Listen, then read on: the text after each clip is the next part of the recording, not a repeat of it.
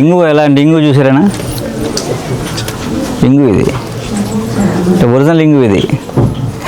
మీకు వచ్చేవన్నీ కొంచెం కరెక్ట్ కాదు, పొళ్ళు గిళ్ళు వస్తాయి, కానీ అసలు ఒరిజినల్ ముద్ద ఇంగు అనమాట. ఇది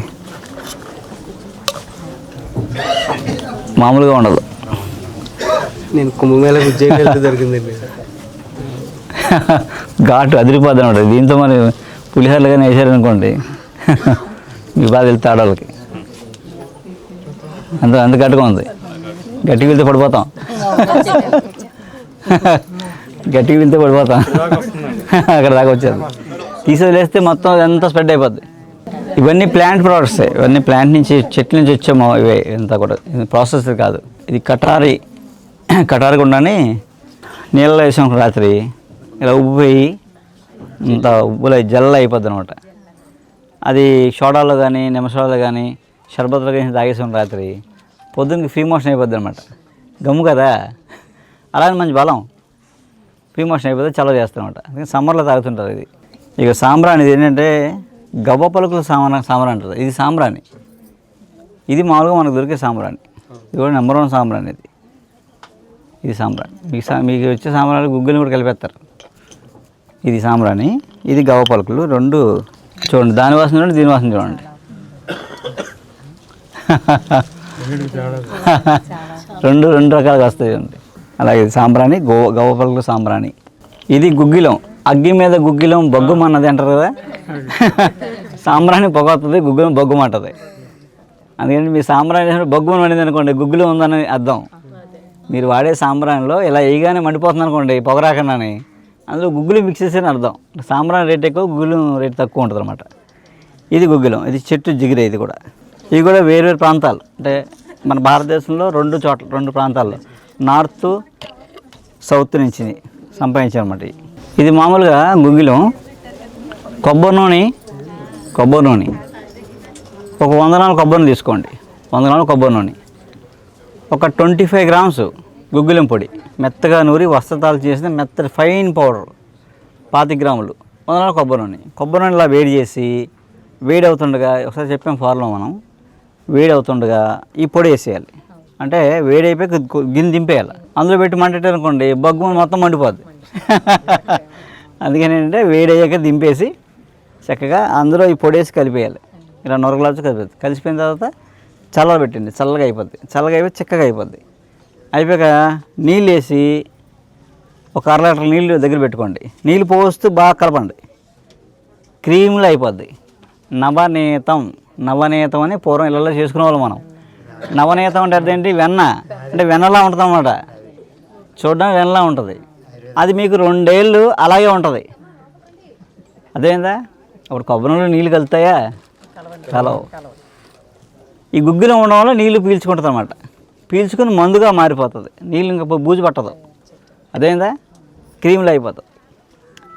అది చేసుకునే 100 గ్రాములు చేసుకున్న మీ ఇళ్ళల్లో 2 సంవత్సరాలు వాడుకోవచ్చు. ఎందుకు వాడచ్చు తెలుసండి? కాలింది, నీళ్ళు పొడో ఫైరో ఏదో రకంగా కాలిపోయింది, స్కిన్ కాలింది, ఈ ఆయింట్మెంట్ రాయండి. బొబ్బ కూడా రాదు, చల్లగా ఉంటుంది, తగ్గిపోతుంది. కాళ్ళు పగిలిపోతున్నాయి, కాళ్ళు పగులుకు రాసుకోండి. లేదా వర్షాకాలం ఒరిసిపోతున్నాయి, నైట్ శుభ్రంగా తుడిచేసి డ్రైగా రాసేయండి. కాళ్ళ ఒరుపులు, కాళ్ళ పగుళ్ళు, కాలిన గాయాలు తగ్గిపోతాయి. ఇంకా ఉపయోగం చెప్పంటారా?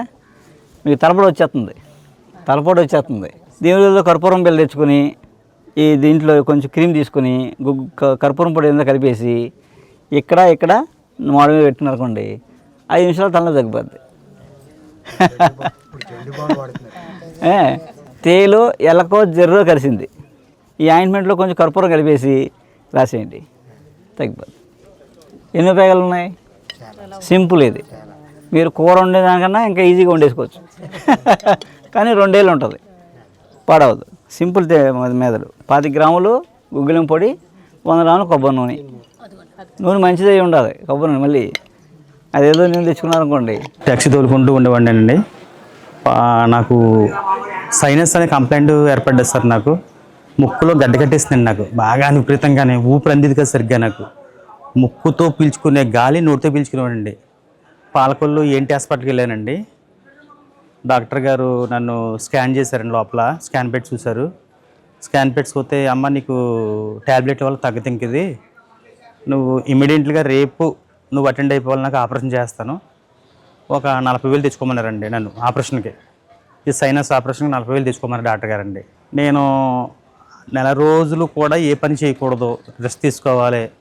నేను ఉదయం లేచి ట్యాక్సీ తోలుకుని నేను జీవనోత్తం గడుపుకునేవాడిని. 4 రోజులలాగా బాబు అని ఆలోచించుకున్నాను సార్. నేను పాలకొల్లు నుంచి ఒక నవాబు గారు ఒక లైన్మెన్గా తీసుకొచ్చారండి, కిరాయికి అడుచుకున్నారు ఆయన నన్ను.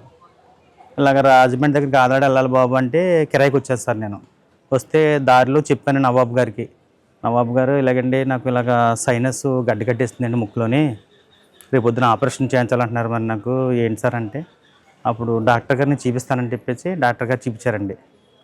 చూసారు, రవివర్మ గారు చూసారండి. ఫస్ట్ నెల ట్యాబ్లెట్ ఇచ్చారండి నాకండి సైనస్కి. ఆ నెల రిలీఫ్ అయ్యింది, కొద్దిగానండి రిలీఫ్ అయింది. ఊపిరి అందుకుంటుంది నాకు, అంటే నోట్తో పీల్చుకున్న గాలి ముక్కుతో పీల్చుకుంటున్నాను, లైట్గా వచ్చిందండి. కంప్లైంట్ ఓహో క్లియర్ అయిపోతుందని చెప్పేసి ఇప్పుడు దాకా మొత్తం క్లియర్ అయిపోయింది సార్ నాకు సైనస్ అంతా. దాంతోపాటు షుగర్ కంప్లైంట్ మళ్ళా నెలలో చెప్పానండి సార్కి. షుగర్కి 2 పూట్ల ట్యాబ్లెట్లు వేసిపోయానండి అండి, ఉదయం సాయంత్రం 2 ట్యాబ్లెట్లు రోజును. ఏంటి జీవితం అంతా ఈ ట్యాబ్లెట్ మింగుతా అని చెప్పేసి విరక్తి పుట్టేసింది నాకండి. జీవితం మీద తింటాను ట్యాబ్లెట్ ఏంటి బతికేంటి అనిపించింది. ఆఖరికి దేవుడి దయ వల్ల అసలే మన రవివర్మ గారు వల్ల ట్యాబ్లెట్లు మొత్తం 3 నెలలు ట్యాబ్లెట్లు మొత్తం మానిపించేస్తారండి. చాలా ఆరోగ్యంగా ఉంది సార్ ఈరోజు, నాకు చాలా హ్యాపీగా ఉందండి. ఫ్యామిలీతో ఇలా హ్యాపీగా ఉన్నానండి. షుగర్ వల్ల కంప్లైంట్లు అన్నీ కూడా క్లియర్ అయిపోయినాయండి. సార్ ఇచ్చారు మందులు అట్లు కూడా. ఫ్యామిలీతో చాలా హ్యాపీగా ఉన్నామండి.